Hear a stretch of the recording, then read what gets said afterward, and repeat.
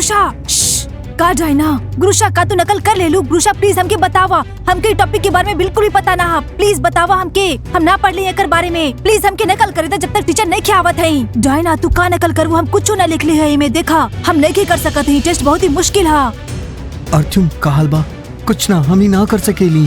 हम कर ले बानी का केहू के नकल खातिर चाही। इवा का तू प्लीज हमके नकल करे देबू, हमके भी प्लीज। हाँ लेकिन लोग हमार मतलब तोहनी से ना रहल, लेका लोग का कोई नकल करी।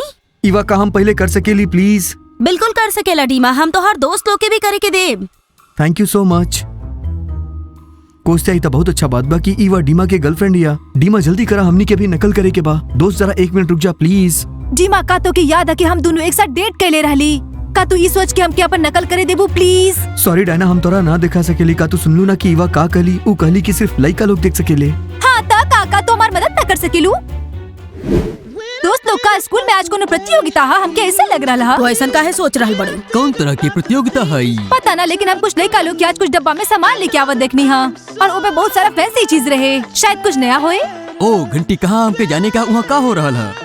हमनी के जीते के बाद कैसे भी दोस्त लोग अगर हो गए होके तो वापस कर दा। इवा इला लड़की लोग तू इवा के दोस्त ना बने चाहत बाड़ू, लेकिन तोरा लोग के नकल करावत आ रही। और हाँ, हमनी के बात के गर्व कि हमनी के दोस्त हिया। अगर तू लोग अपन घमंड छोड़ के ओकर बैग उठाऊ तू तो शायद तू लोग के भी नकल करवा देती। समझ लू कि ना तू? डायना शायद हमनी के अब इवा के दोस्त बन जाए के चाहे रही। सब लोग हमारे खिलाफ है, तू देखत हो कि ना? दोस्त लोग हम सच में बहुत ही परेशान हूँ। और गुरुशा तू भी हमारे खिलाफ हो रहा हो, लेकिन तू हमारे दोस्त हो, ये सब बंद करा और ये क्लास में ना चली। प्रिंसिपल की बेटी सारा सवाल के जवाब पहले से ना जान सकेली है।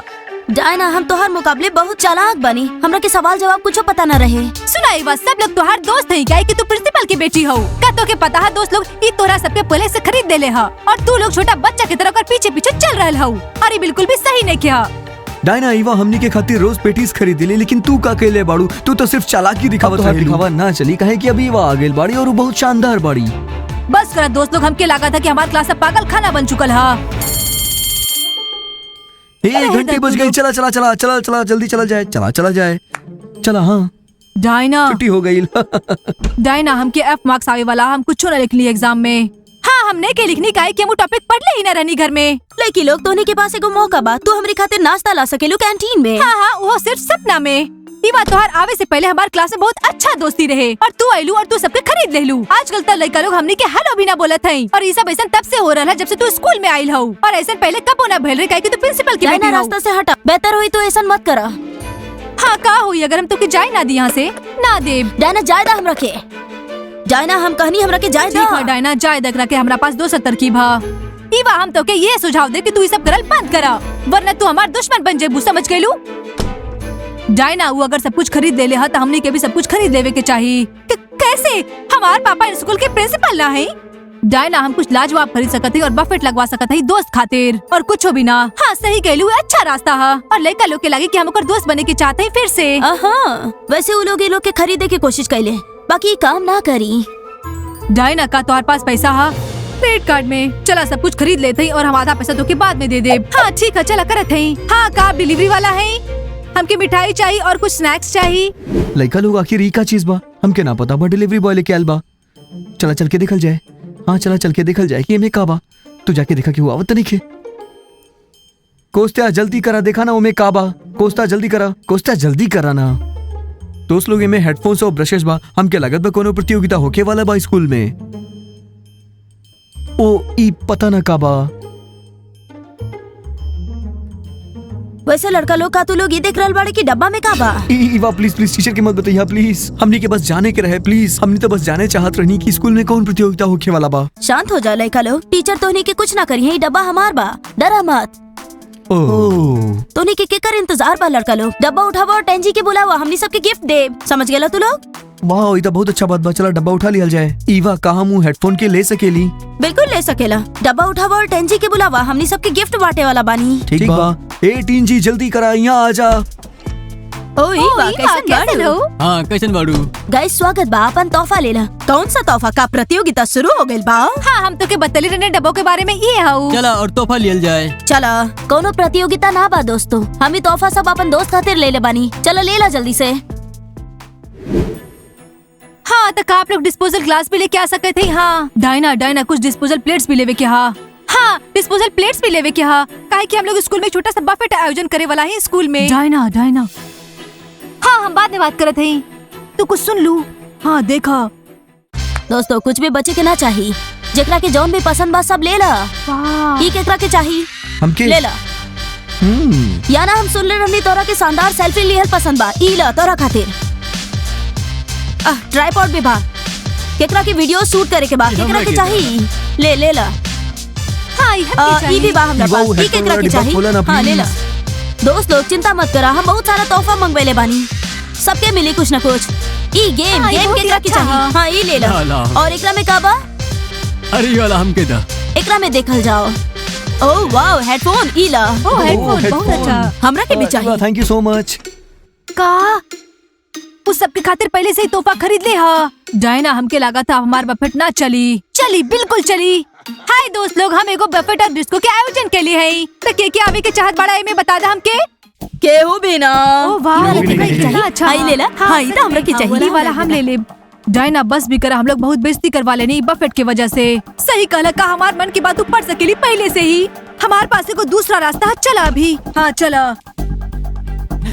ये वाला हमको दा। हमरा के दा, ई हमरा के चाहिए। गलत बात है ई केकरा के चाहिए ले ला। अरे लड़ा मत तू लोग, सबके मिली कुछ ना कुछ। ये हमरा वर्षा, के ये चाहिए। बहुत गलत बात है। कौन सा दूसरा रास्ता है तुम्हारे पास? रुषा तो के पता आज हम का ऑर्डर करीब उनकरा खातिर का आईफोन 11 प्रो सब खातिर ऑर्डर करब हम। का तू सोच सकलू कितना पैसा लागी में? हाँ ता का हम अपन मम्मी से पैसा ले ले।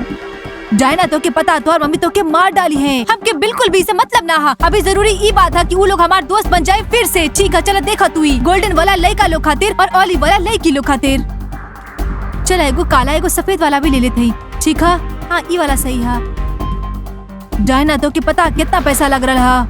रुषा $10,000 बस हम ऑर्डर भी कर देनी है अभी। डायना तो के ऐसा ना करे के चाहिए रहे। देखा वो लोग हमारे दोस्त बन जाये, इससे बेहतर और का हो सकेला? तो के पता है ना ई और ई बार रोज उनकरा खातिर एगो नया तोहफा लावेली। डायना ई बार हम ओकरा आईफोन देब, अगला बार उनकरा के कार चाहिए होई। रुषा बहुत देर हो चुकल है, हम आईफोन ऑर्डर कर देनी और कार से पैसा भी कट चुकल है। डायना एकर मतलब ई है कि हम आईफोन से दोस्ती खरीद रहा है। हाँ ग्रुषा, लेकिन हमारे पास कोई दूसरा रास्ता ना रहे। आईफोन से उनकरा के ना खरीदब तो हमारे दोस्त ना रही हैं। वो ईवा के दोस्ती बन के रह जाइए, वो पूरा स्कूल के अंत तक, और हम लोग चूहा बन के रह जाये। और ये बिल्कुल सही ना है हमारे खातिर। हाँ ईवा बहुत बहुत धन्यवाद। हाँ ईवा हमरा के इतना सारा गिफ्ट ले बानी। हाँ ओकरा के खिलौना से खरीदा ओकरा के। हाँ जब हमारा आईफोन 11 प्रो आ जाई है तो हमेशा खातिर ईवा के भूल जाई है। ग्रुषा डिलीवरी वाला के फोन हाँ देखा हाँ उठावा। हेलो हाँ के बोल रहा हा? ग्रुषा आईफोन आ गई ला। तू अब देख लिया ईवा की शक्ल कैसे हो जाई है, वो बहुत ही बुरा मान जाई। हाँ हाँ ठीक है, आप लोग कहाँ पर हैं? हम लोग अभी आवत हैं। हाँ डायना जल्दी करो जल्दी।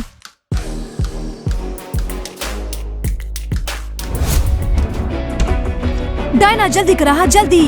हाँ ठीक है चलत है। दोस्त लोग देखा हम लोग तुम्हारे खातिर का लाइनी है? हम लोग आईफोन लाइनी है। तू लोग अपने मन से चुन सकत हो कि तोरा के कौन सा चाहिए, जो चाहिए तू उसे ले सकत हो। हाँ तो फिर हमके बतावा और सबके एक एक मिली। वाह इतना सारा तोहफा मिलल बा, या ना हमरा के समझ में ना आ रहल बा। ई का मजाक बा? हमके भी नहीं के पता का मतलब? हम सब खातिर तोहफा मंगवेनी है आईफोन 11 प्रो। दोस्त ही आवा, हमके पता तो के ऑलिव ग्रीन पसंद है, तो ही आवा हम तो के ऑलिव ग्रीन देव। साचो में डायना का तोरा पास हमरा खातिर आईफोन बा और हमरा हाँ लड़का लोग सच कलू वही सब खातिर और टेंजी खातिर हा। वाओ सुना ये अपन बकवास चीज अपना पास ही रखा। इला हमके कर जरूरत ना है ले। डायना तू सच में बहुत शानदार बारू। ई बात सुना, डायना तरह से ज्यादा अच्छी बारू कि बहुत कुछ देवेली। डायना लागा था ही काम कर गई। डायना तू हमने की खातिर कितना पैसा खर्च कैलू, तू सच में बहुत इसे अच्छा का बारू। देवे के हाँ दोस्त लोग, तो दोस्ती से बढ़ के हमरा खातिर कुछ भी नहीं किया। चला ग्रुषा आप सबके आईफोन देवत हैं। हाँ आजा चला चला दोस्तों चला चला चला जाए आवा आवा चला चला मजा आ ये गया खेल शुरू करे के बहुत बुरा आइडिया रहे डायना।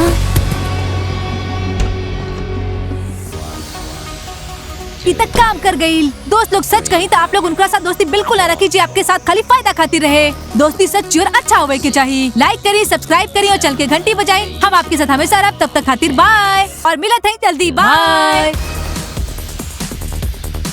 कहा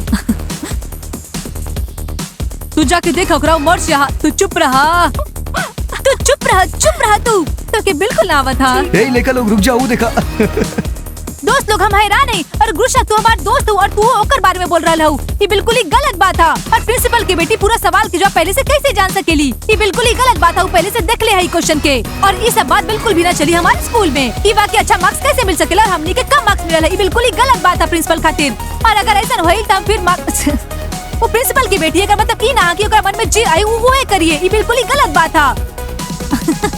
अरे फिर से लेते ठीक है, हमकी पता ना, लेकिन हम देखने की कोई डिलीवरी वाला लड़का को डब्बा लेके आयल रहे। हम देख ले रानी का यहाँ पर आवत और वो बहुत सारा शानदार